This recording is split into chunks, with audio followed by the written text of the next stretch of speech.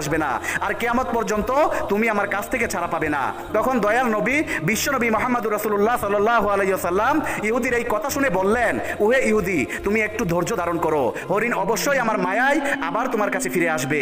হযরত মুহাম্মদ সাল্লাল্লাহু আলাইহি ওয়াসাল্লামের এই কথা শুনে ইহুদি বলল, হে মুহাম্মদ, তোমার এই অলিক কল্পনা ছেড়ে দাও, আমি দৃঢ় বিশ্বাসের সাথে বলছি কিয়ামতের আগ পর্যন্ত হরিণ আর ফিরে আসবে না। এইভাবে কিছুটা সময় কেটে গেল, আর ইহুদি মনে মনে ভাবতে লাগলো, মুহাম্মদকে আটকে রেখে বড় রকমের একটা অর্থ তার সঙ্গীদের কাছ থেকে আমি উসুল করে নিতে পারবো। বনের হরিণ কি জীবনে কারো মায়ায় ফিরে আসে? এই লোকটা একটা বেকুব ছাড়া আর কিছুই নয়। এইভাবে আরো কিছু সময় অতিবাহিত হওয়ার পরে ইহুদি দেখলো বনের হরিণ শুধু নয়, বনের হরিণের সাথে তার সন্তানেরাও ফিরে এসেছে। এই দৃশ্য দেখে ইহুদি অত্যন্ত অবাক হয়ে গেল। তখন দয়াল নবী বিশ্বনবী হযরত মুহাম্মদ সাল্লাল্লাহু আলাইহি ওয়াসাল্লাম হরিণকে জিজ্ঞাসা করলেন, ওহে হরিণ, তুমি তোমার সন্তানদেরকে কেন নিয়ে এসেছো? কথা তো ছিল তুমি একাই ফিরে আসবে। তখন মা হরিণ বলল, ইয়া রাসূলুল্লাহ, আমি যখন আমার সন্তানদের কাছে ফিরে গিয়ে বললাম মায়ার নবী হযরত মুহাম্মদ সাল্লাল্লাহু আলাইহি ওয়াসাল্লামকে বন্দী রেখে, জিম্মাদার রেখে আমাকে তোমাদের কাছে জীবনের শেষবারের মতো দেখা করার জন্য পাঠিয়েছে এবং জীবনের শেষবারের মতো দুগ্ধ পান করার জন্য পাঠিয়েছে, তখন আমার সন্তানেরা বলল, ওহে আম্মাজান, আপনি কিভাবে ভাবলেন মায়ার নবী হযরত মুহাম্মদ সাল্লাল্লাহু আলাইহি ওয়াসাল্লামকে বাঁধিয়ে রেখে আমরা আপনার দুধ পান করব? ইয়া রাসূলুল্লাহ, তখন আমার সন্তানেরাও আমার সাথে রওনা করে চলে এসেছে। হে আল্লাহর নবী, আপনার সাথে বেয়াদবি করার জন্য আপনি আমাদেরকে ক্ষমা করে দিন। এতক্ষণ পর্যন্ত আমরা আপনাকে কষ্ট দিয়েছি। অতঃপর ইহুদিকে লক্ষ্য করে বিশ্বনবী বলতে লাগলেন, ওহে ইহুদি, এই নাও তোমার শিকার করা হরিণ ফিরে এসেছে। শুধু সে ফিরে আসেনি, ফিরে এসেছে তার সকল সন্তানগুলি। এখন তুমি তাদেরকে তোমার কাজে ব্যবহার করতে পারো। আর তুমি একথা মনে রেখো, আমি সত্য নবী, আমি শুধু মানুষের নবী নয়, আমি বন জঙ্গলের পশু পাখি এবং সমগ্র জাহানের নবী। উক্ত কথাগুলি বলে দয়াল নবী হযরত মুহাম্মদ সাল্লাল্লাহু আলাইহি ওয়াসাল্লাম চলে যেতে লাগলেন। তখন ইহুদি পিছন থেকে দয়াল নবীকে ডাক দিয়ে বললেন, ইয়া রাসূলুল্লাহ, ইয়া হাবিবাল্লাহ, বনের হরিণ যার মায়ায় ফিরে আসে, আমি বুঝতে পেরেছি তিনি আল্লাহর নবী ছাড়া আর কেউ নন। হে আল্লাহর রাসূল, আমাকে আপনি আপনার হাতে হাত রেখে কালেমা পড়ে মুসলমান করিয়ে দিন। আর এই হরিণের আমার কোনো দরকার নেই, আপনি আমাকে আপনার চরণ তলে রেখে আপনার গোলামি করার সুযোগ দিন। অতঃপর হযরত মুহাম্মদ সাল্লাল্লাহু আলাইহি সাল্লামের হাতে হাত রেখে সেই ইহুদি মুসলমান হয়ে গেল। সুবহানাল্লাহ, সুবহানাল্লাহ। এমনি ভাবে আরো একদিনের ঘটনা। একদিন বিশ্ব নবী একবার সাহাবীদের সাথে এক মজলিসে উপস্থিত ছিলেন। এমন সময় সেখানে একজন গ্রাম্য বেদুইন ব্যক্তি উপস্থিত হলো। তখন তার হাতে শিকার করা একটি গুইসাপও ছিল। সে বেদুইন হযরত মুহাম্মদ সাল্লাল্লাহু আলাইহি সাল্লামের দিকে ইশারা করে সাহাবায়ে কেরামদেরকে জিজ্ঞাসা করলো, তিনি কে? সাহাবায়ে কেরাম উত্তর দিলেন, তিনি আল্লাহর রাসূল মুহাম্মদুর রাসূলুল্লাহ সাল্লাল্লাহু আলাইহি ওয়াসাল্লাম। ইনি হলেন জিন ও ইনসানের নবী, ইনি হলেন তামাম বিশ্বজাহানের নবী। অতঃপর সেই বেদুইন গ্রাম্য ব্যক্তি বলল, আমি লাত ও উজ্জার কসম করে বলছি, আমি তাকে নবী বলে স্বীকার করি না। তবে আমার হাতে যে শিকার করা গুইসাপ রয়েছে, এই সাপটি যদি কথা বলে তার নবুয়তের ব্যাপারে স্বীকৃতি দান করে, তাহলে আমি তাকে নির্দ্বিধায় নবী বলে মেনে নেব। হে মুহাম্মদ, যতক্ষণ পর্যন্ত এই গুইসাপটি আপনার উপর ঈমান না আনবে, ততক্ষণ পর্যন্ত আমিও আপনার উপর ঈমান আনবো না। তখন হযরত মুহাম্মদ সাল্লাল্লাহু আলাইহি সাল্লাম বললেন, হে বেদুইন, তুমি সত্যি করে বলো তো, এই গুইসাপটি যদি তোমার কথা মতোই আমার উপর ঈমান আনে, আমার নবুয়তের ব্যাপারে স্বীকৃতির প্রদান করে, তাহলে কি তুমি আমার প্রতি ঈমান আনবে? তখন বেদুইন ব্যক্তি জবাব দিল, যদি সত্যি এটি হয়, তাহলে আমি নির্দ্বিধায় তোমাকে নবী বলে স্বীকার করে নেব এবং তোমার প্রতি ঈমান আনবো। তখন আল্লাহর নবী হযরত মুহাম্মদ সাল্লাল্লাহু আলাইহি ওয়াসাল্লাম বেদুইনকে বললেন, তুমি গুইসাপটিকে ছেড়ে দাও। রাসূল আকরাম সাল্লাল্লাহু আলাইহি ওয়াসাল্লামের আদেশ মতো সেই বেদুইন ব্যক্তি তার সাপটিকে ছেড়ে দিল। এরপর বিশ্ব নবী গুইসাপটিকে ডাক দিয়ে বললেন, হে গুইসাপ। গুইসাপকে ডাক দেওয়ার সঙ্গে সঙ্গে সেই সাপটি সকলের বোধগম্য বিশুদ্ধ আরবি ভাষায় জবাব দিল, লাব্বাইক ইয়া রাসূলুল্লাহ, আমি আপনার খেদমতে উপস্থিত এবং আমি আপনার আনুগত্য। গুইসাপের এই কথাগুলি উপস্থিত সকলে শুনলো এবং বুঝতে পারলো। এরপর রাসূলুল্লাহ সাল্লাল্লাহু আলাইহি ওয়াসাল্লাম গুইসাপকে জিজ্ঞাসা করলেন, হে গুইসাপ, তুমি কার ইবাদত করো? জবাবে গুইসাপ বলল, আমি ওই আল্লাহর ইবাদত করি যার আরশ আকাশে, যার রাজত্ব দুনিয়াতে, যিনি সমুদ্রের ভিতরে পথ সৃষ্টি করেছেন, যিনি বেহেশতে রহমত এবং দুজকে আযাব সৃষ্টি করেছেন। আল্লাহর নবী হযরত মুহাম্মদ সাল্লাল্লাহু আলাইহি ওয়াসাল্লাম গুইসাপকে পুনরায় জিজ্ঞাসা করলেন, হে গুইসাপ, আমি কে? তখন গুইসাপ জবাব দিল, আপনি আল্লাহর রাসূল এবং আপনি আখিরি নবী। যে ব্যক্তি আপনার সততা স্বীকার করবে সে সফলকাম হবে, আর যে ব্যক্তি আপনাকে মিথ্যা প্রতিপন্ন করবে সে ব্যর্থ হবে। অতঃপর হযরত মুহাম্মদ সাল্লাল্লাহু আলাইহি ওয়াসাল্লাম সেই গ্রাম্য বেদুইন লোকটির দিকে লক্ষ্য করে বললেন, হে বেদুইন, এখন কি তোমার মনে আমি আল্লাহর রাসূল হওয়ার ব্যাপারে আর কোনো সন্দেহ রয়েছে?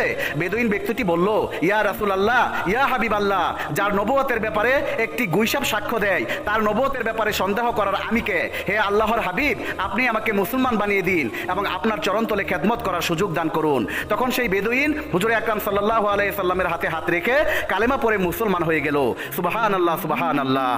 একবার আবু জেহেল, ওলিদ ইবনে মুগিরা এবং আস ইবনে ইবনে ওয়াইল প্রমুখ কাফেররা রাসূল আকরাম সাল্লাল্লাহু আলাইহি সাল্লামের কাছে এসে বলল, হে মুহাম্মদ, ওই যে আকাশের চাঁদটা দেখা যাচ্ছে, তুমি যদি ওই চাঁদটাকে দ্বিখণ্ডিত করে দেখাতে পারো তাহলে আমরা তোমার উপর ঈমান এনে ইসলাম ধর্ম গ্রহণ করব। তখন রাসূল আকরাম সাল্লাল্লাহু আলাইহি সাল্লাম তাদেরকে বললেন, আমি যদি সত্যি এই আকাশের চাঁদকে দ্বিখণ্ডিত করে দেখাতে পারি তাহলে কি তোমরা আমার উপর ঈমান আনবে এবং আল্লাহকে আল্লাহ বলে স্বীকার করবে? তখন তারা বলল, আগে আমাদেরকে চাঁদটি দ্বিখণ্ডিত করে দেখাও, সত্যিই আমরা তোমাকে কথা দিচ্ছি যদি এই কাজ তুমি করে দেখাতে পারো তাহলে তোমার উপর নিশ্চিতভাবে ঈমান আনবো এবং তোমার আল্লাহকে আল্লাহ বলে স্বীকার করব আর তোমাকে নবী বলে স্বীকার করব।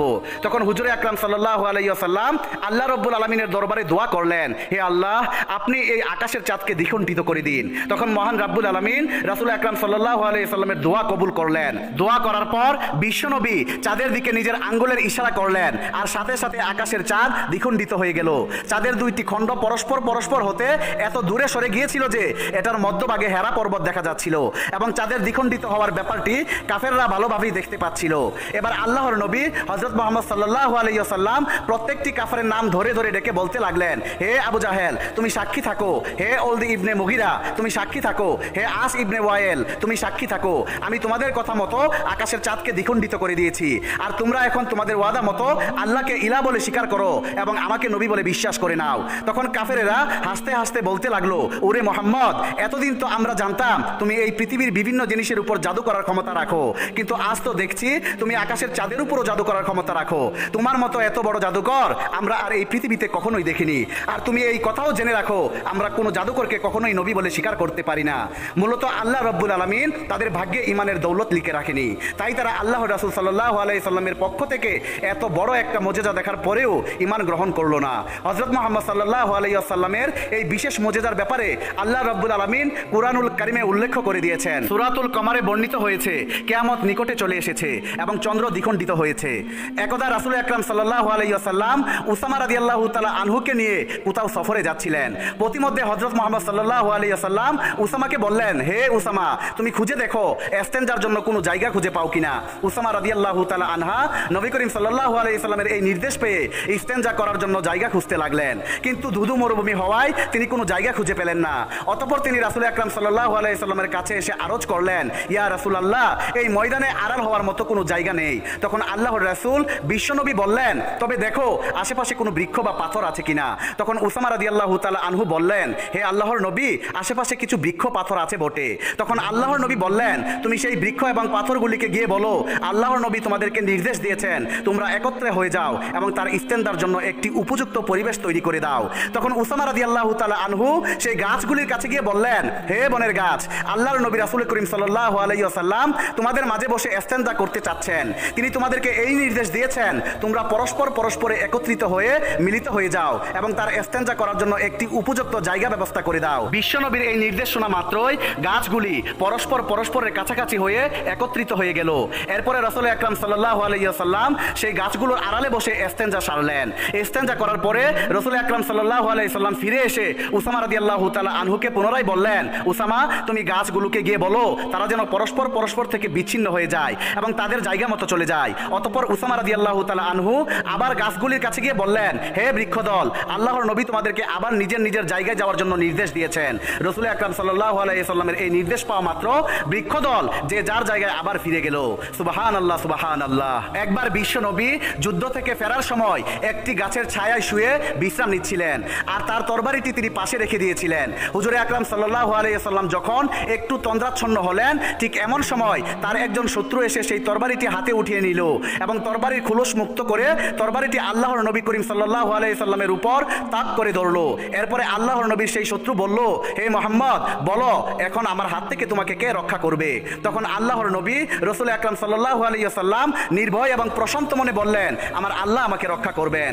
আল্লাহর নবীর এই কথা শ্রবণ করার সাথে সাথেই লোকটির শরীরে ও হাত পায়ে কম্পন শুরু হয়ে গেল এবং কাঁপতে কাঁপতে তার হাত থেকে তরবারিটি পড়ে গেল। অতঃপর বিশ্ব নবী সেই তরবারিটি তার নিজের হাতে উঠিয়ে নিয়ে বললেন, এবার বলো তোমাকে আমার হাত থেকে কে রক্ষা করবে।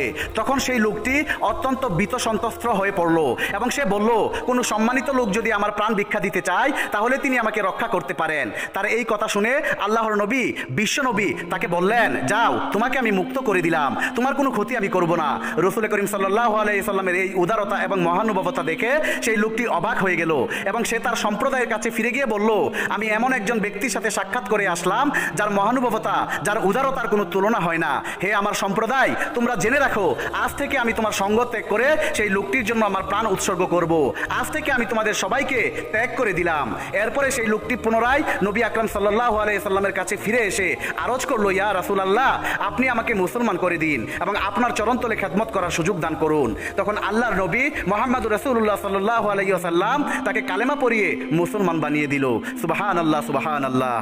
প্রিয় দর্শক, এই ছিল বিশ্বনবীর জীবনের বিশেষ কিছু মুজিজা। আল্লাহ রব্বুল আলামিন আমাদের সবাইকে বিশ্বনবীর জীবন থেকে শিক্ষা গ্রহণ করে আমাদেরকে সোনালী জীবন গঠন করার তৌফিক দান করুক। সকলেই কমেন্টে লিখুন আমিন।